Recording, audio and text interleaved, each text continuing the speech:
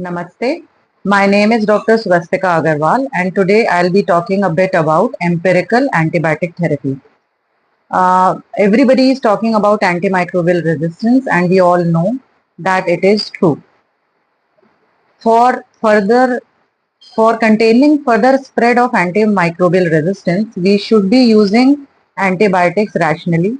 And majority of the times when a patient is prescribed antibiotic, it is based on the clinical diagnosis, based on evidences available in the literature, and our educated experience from the possible pathogens or pathogens isolated from the infectious sites. Before starting any type of antimicrobial therapy to the patient, please do send culture samples from site of infection of the patient, so that at the time of 48 to 72 hours after starting antimicrobial therapy, we have something in our hand to de-escalate the treatment. For empirical antibiotic therapy, first thing to do is to risk stratify the patient. Risk stratification of the patient is done on the basis of risk factors associated with the patient, and these risk factors are prior hospitalization of the patient, if the patient has received any type of antimicrobial therapy in past 90 days, if patient had undergone any procedure, patient's risk factors like his or her age and comorbid illnesses.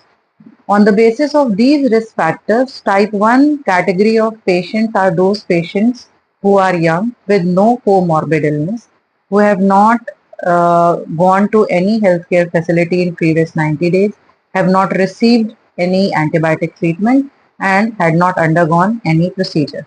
These type 1 patients are at no risk of acquiring multi-drug resistant microorganisms, and they are usually infected with community acquired microorganisms, and according to the site of organ involved, empirical narrow spectrum antibiotics can be given. Type 2 patients are those patients who were hospitalized in previous 90 days or had received antibiotics in previous 90 days or had undergone minimal invasive procedures. Patients are elderly with few comorbid illnesses. These patients are at risk of ESBL positive gram negative microorganisms. These patients are at some risk of having MRSA infection also. These type of patients should receive broad spectrum antibiotics like beta-lactam, beta-lactamase inhibitor combinations, group 1 carbapenem, and if there is a very high risk of MRSA, then these patients should be given vancomycin or teicoplanin. Type 3 patients are those patients who have multiple contact to healthcare facility in previous 90 days, has received multiple antibiotics in their recent past, had undergone major invasive procedure, or patient had many comorbid illnesses associated with him or her. These type of patients should receive high-end antibiotics like meropenem, imipenem, colistin, tigecycline. These patients are at very high risk of having MRSA and VRE infection, and vancomycin, teicoplanin or linezolid coverage should be given to these patients.